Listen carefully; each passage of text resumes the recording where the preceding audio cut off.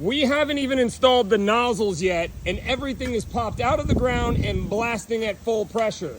All right, well, this zone install is fully underway. We went ahead and trenched out the entire swale right behind me here. I've got some guys out with me today to do some of the hand digging and install this entire zone with me because I can't do this alone. I gotta have some help. So we're gonna be working on this for the majority of our day today. I'll probably get into some line leaks a little bit later today around some tree roots.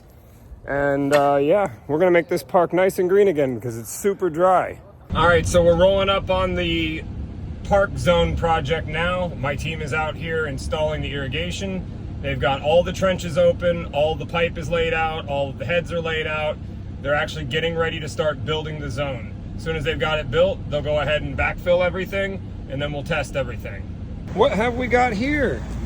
It looks like this tree got a little too thirsty and grew right around the sprinkler head, so we're gonna fix that. Got it. Still has some water in it.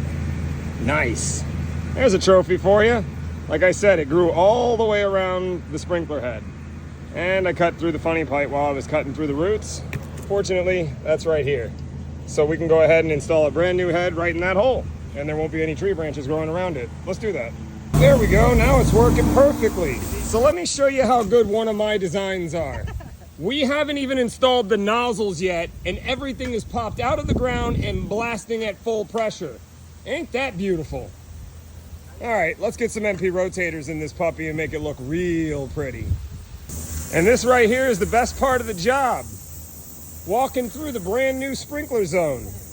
Look at those MP rotators just dance. Ain't it beautiful?